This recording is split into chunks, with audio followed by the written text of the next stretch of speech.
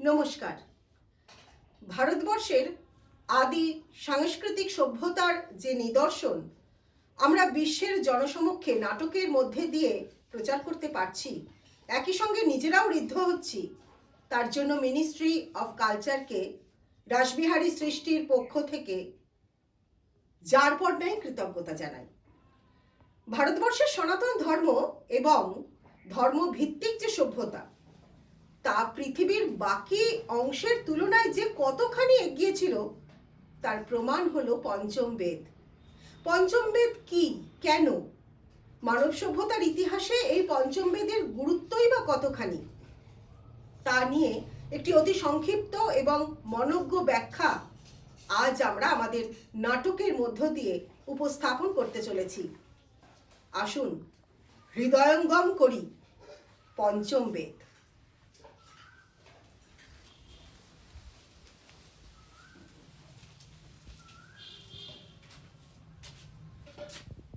বৎসগণ, পূর্বরং সমাপ্ত। এবার তোমরা এতদিন যা কিছু শিখেছ তা পুনরায় অভ্যাস করো। মনে রেখো, এটা একটা নবপ্রয়োগ। সামান্যতম ভুল ভ্রান্তিও যেন এতে না থাকে।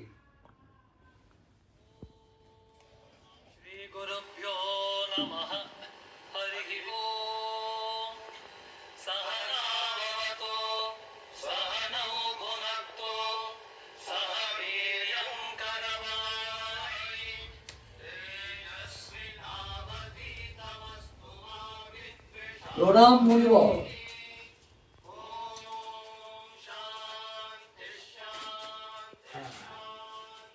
মঙ্গল হোক, আপনারা অধিষ্ঠিত হন।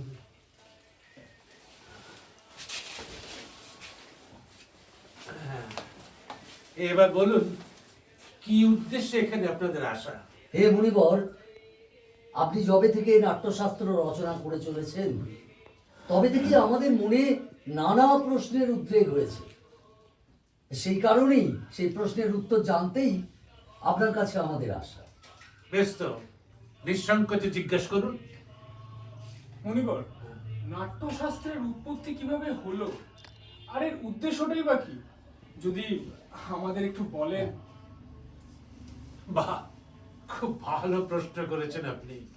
এই প্রশ্ন শুধু নাটককে নয়, আমাদের সার্বিক জ্ঞানকে বৃদ্ধি করতে অনেক সাহায্য করবে। ত্রেতা যুগে মানুষ যখন লোভ এবং কামনার বশবর্তী হয়ে অধর্ম এবং হিংসার লিপ্ত হয়ে পড়ছিল, তখন দেবরাজ ইন্দ্র একদিন মহর্ষি ব্রহ্মার কাছে এসে বলেন যে, প্রভু, এমন একটি মাধ্যম রচনা করুন যাতে দেখা ও শোনা উভয় কাজই হয় এবং মানুষকে ধর্ম ও মোক্ষের পথে ফিরিয়ে আনা যায়। কিন্তু গুরুদেব, বেদই তো সমস্ত জ্ঞানের ভান্ডার, বিশ্বের সমস্ত রহস্য তো বেদেই সমাহিত। কিন্তু আপনি যে উদ্দেশ্যের কথা বলছেন তা তো আমরা বেদেই পেয়ে যাব, তবে এই নতুন বেদের কথাটা কেন? এটাকে সাধারণের কাছে সহজ করে দেওয়ার জন্য। আসলে মানুষকে এই ধর্মের পথে, সত্যের পথে নিয়ে আসার জন্যই এইটা করা হয়েছিল। মহর্ষি ব্রহ্মা এই চার বেদের বিভিন্ন তত্ত্ব নিয়েই এই নাট্যবেদ রচনা করেছিলেন। চার বেদের তত্ত্ব একত্রে, সেটা কেন গুরুদেব?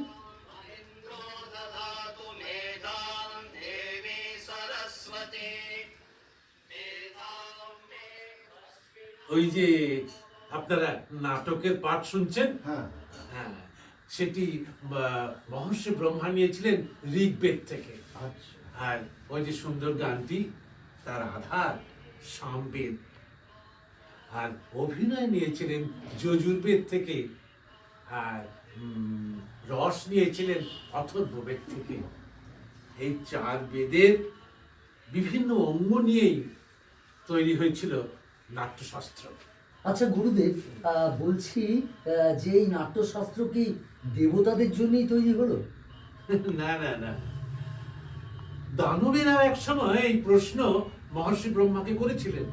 আচ্ছা, তখন উনি তাদের বলেছিলেন যে না, এই নাটক তো সবার জন্যই। নাটক দেবতা, দানব এবং মানুষ এদের সব শুভ অশুভকে দেখায়। নাটক মানুষের দুঃখ ক্লান্তি দূর করে। নাটক শোক সন্তপ্ত মানুষের মনে আরাম দেয়। এতে সৃষ্টি, শাস্ত্র, ভাব এবং কার্য এ সব কিছু সমাহার ঘটেছে।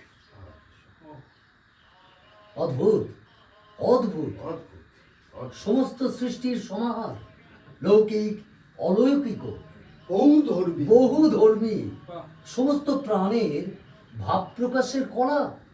একদম ঠিক, একদম ঠিক। নাটককে আমরা সব কলার সঙ্গম বলতে পারি। সঙ্গম হুম, সঙ্গম সমস্ত কলা একত্রিত হয়েছে। হুম। বলুন। মুনিবর, নাট্যকলা কিন্তু একটি অদ্ভুত কলা। ঠিক যেমন জীবনে শ্বাস নেওয়াটা জরুরি, এটাও কিন্তু ঠিক ততটাই জরুরি। একদম ঠিক। একদম ঠিক। কিন্তু আমাদের সমাজ এটাকে ঠিক গুরুত্ব সহকারে নেয় না, এটাকে অনাবশ্যক মনে করে। তা ঠিক। কেন মনে করে বলুন তো?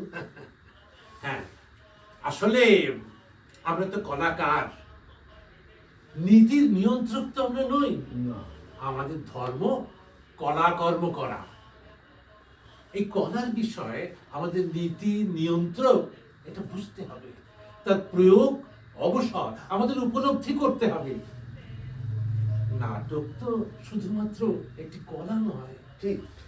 আমাদের সমাজের দর্পণ। এই নাটকের মাধ্যমে আমরা মানবতাকে প্রকাশ করতে পারি। আমাদের নাটক দেশ, ধর্ম এর সমস্ত ভৌগোলিক সীমারেখা পেরিয়ে একটা মানবতার বার্তা দেয় সব সময়। নিঃসন্দেহে নিঃসন্দেহে নিঃসন্দেহে আর মুনিবর, এই নাটক আমাদের সমাজে যে ভীষণ অবস্থা তৈরি হচ্ছে তাকে দূর করে একটা সমতার অবস্থা ফিরিয়ে আনতে পারে। বাহ বাহ বাহ বাহ। বাহ, নিঃসন্দেহে যা বলেছেন মুনিবর যথার্থই বলেছেন। একদম। আসলে কলাবিহীন সমাজ তো পশু সমাজেরই নামান্তর। একদম ঠিক। ঠিক, হ্যাঁ, ঠিক, একদম ঠিক। ঠিক। একদম ঠিক বলেছো তুমি। তাই সেই আশা নিয়ে সমাজের দিকে তাকিয়ে আছে, যাতে কলা আর কলাকার তাদের সেই জায়গা দেওয়া হয় যেটায় তাদের অধিকার। ঠিক ঠিক ঠিক ঠিক। আমি এই নাট্যশাস্ত্রের নামকরণ করেছি পঞ্চম বেদ। পঞ্চম বেদ। পঞ্চম বেদ পঞ্চম বেদ। অর্থাৎ যেখানে বেদের সমস্ত জ্ঞানের সমাহার ঘটেছে, তাই পঞ্চম বেদ। হ্যাঁ হ্যাঁ হ্যাঁ। বাহ বাহ বাহ, চমৎকার। এই আমার নাট্যকর্মী যে ছাত্রেরা আপনাদের জন্য অপেক্ষা করছে, আপনাদের এই নাটকের রস প্রদান করবার জন্য। আচ্ছা, আপনারা আচ্ছা, আপনারা আসুন, নাটকের বেশ, রস বেশ, গ্রহণ বেশ, করুন। যথার্থ গুরুদেব। যথার্থ যথার্থ যথার্থ যথার্থ।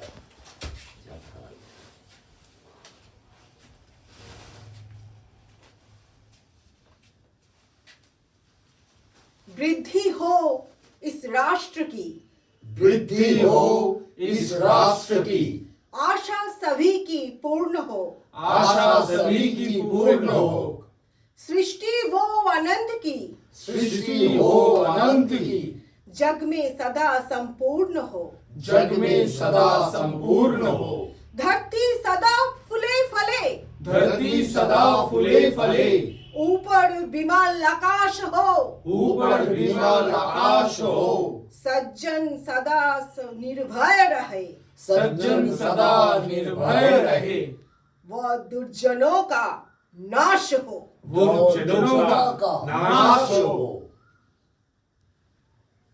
সকলে নমস্কার। नमस्कार। নমস্কার। নমস্কার।